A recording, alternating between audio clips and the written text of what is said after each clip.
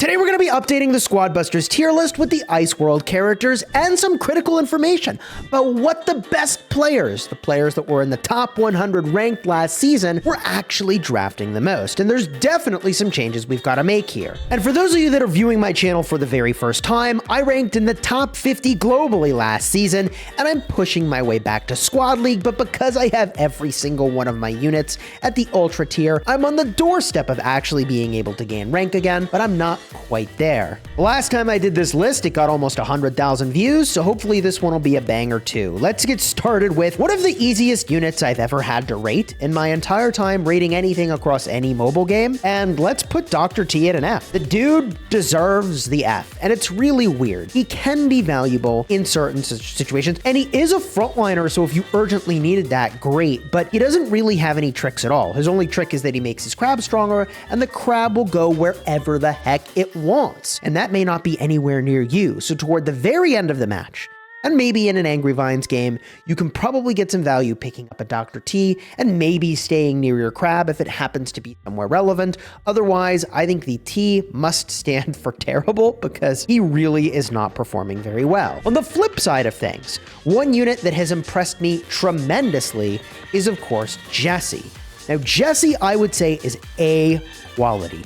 She will spawn a turret whenever you crack open a chest, and also once you start to star her up, she'll also give you a turret spell, make your turrets attack faster, and she'll even do a bounce attack.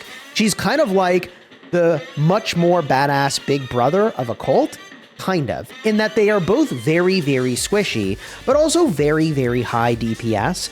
And Jessie is amazing to draft right away. She's amazing to draft mid-game, and there are times at the end of the game where I'm like, actually, Jessie might be one of the better picks out of this crate.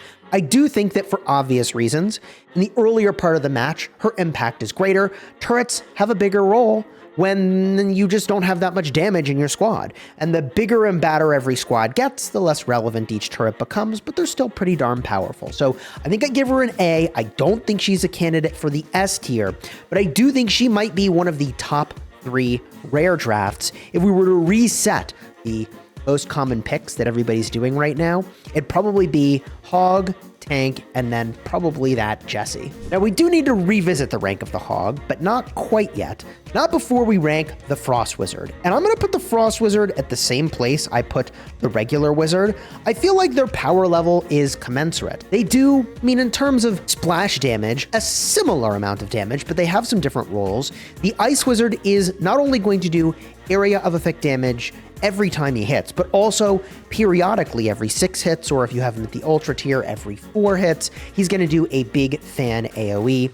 The regular Wizard is giving you an additional spell slot, which lets you combo some really crazy stuff. Both of these units have the vulnerability of being incredibly weak to the prospect of getting picked off or ambushed by someone who have more speed boots than you. I think C is actually where I would leave both of these wizards for now, and now we must speculate on the Bandit. How good is it going to be? I think the Bandit is either going to be a B tier pickup or an A tier pickup. And it might just kind of be an alternate version of a trader. And if we think that it'll perform at an alternate version of a trader, I think we'd put it at an A.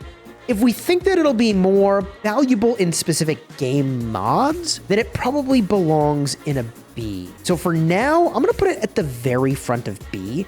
I think it'll be really powerful. I think it could definitely be an A quality unit, but we're just guessing here. Bandit at the time of this recording is a couple weeks out, and don't worry, subscribe if you haven't already. I'll make a dedicated Bandit video as soon as it lands in game. But this leaves us with the need to do some important adjustments, because not only have a few things changed in terms of their balance since the last time we did this, but we also have the information, as I mentioned at the start of this video, about what players are drafting in the top 100 and what their top 3 most common picks were. And I think it will be criminal to not represent the fact that we see Hog Rider as a #1 pick at the rarity.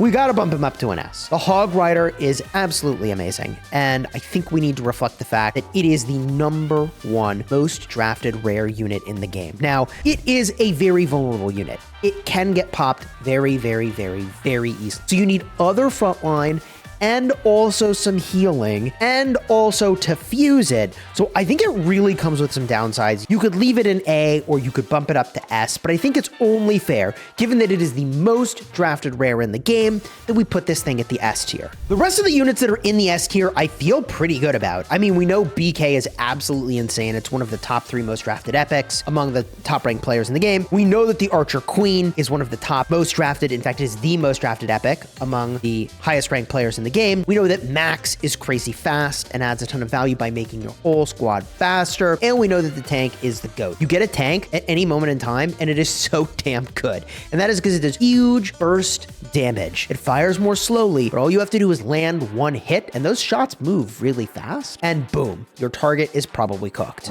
I still would leave the Trader, the Witch, Mavis, Greg. I would leave all of them at the A tier. They are not S tier candidates, even though they can be pretty transformative for your squad. There's really no debating that the power level is just higher on what's in the S tier. And similarly for the B tier, I feel pretty good about how we've ranked these characters. Obviously, some will be more or less powerful, depending on what mod you're in, but for the most part, these feel pretty spot on. But where we need to go make some adjustments is in the C and the D tier. And there are a couple things that need to get moved around. The first is that the Heavy is not among the most drafted units among the top 100 players in the leaderboard. And so we need to move the Heavy down a notch, and we need to bring up the Colt, which, by the way, is the 3rd most drafted common unit among the top 100 ranked last season. I think that is a very fair swap, and the downside of the Heavy is twofold. First of all, you need to stand still before his damage ramps up. Now, this can be transformative if you get trapped in a corner, but in most cases, if you're trying to ambush and it's an ambush speed meta in this game, well, he ramps up his damage too slowly, and his bullets even move so slowly that often they will miss the loot goblins in the loot goblin rush. So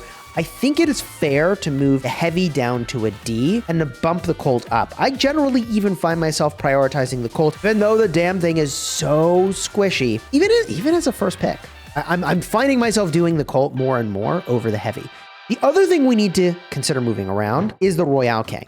And the Royale King is here at the C tier. I do not think he's that good. I'm finding him to be less and less interesting as a draft option. Like, he kind of just creates some clutter. And even as a first pick, I'm finding that I'm not doing a lot better in those games where I get him as a very first pick. So if he isn't great at the start of the game, and he isn't great in the middle of the game, and he isn't great at the end of the game, yeah, I think he needs to go all the way down to the F tier. I'm gonna bump him down. And I think I need to show a little bit of respect to the Goblin. The Goblin needs to move up. I don't think it's great, and I don't want anyone to be confused, because in early lobbies, the Goblin will get you really crazy starts against players that are not as good. In the later lobbies, you just don't see Goblin start all that much, if at all.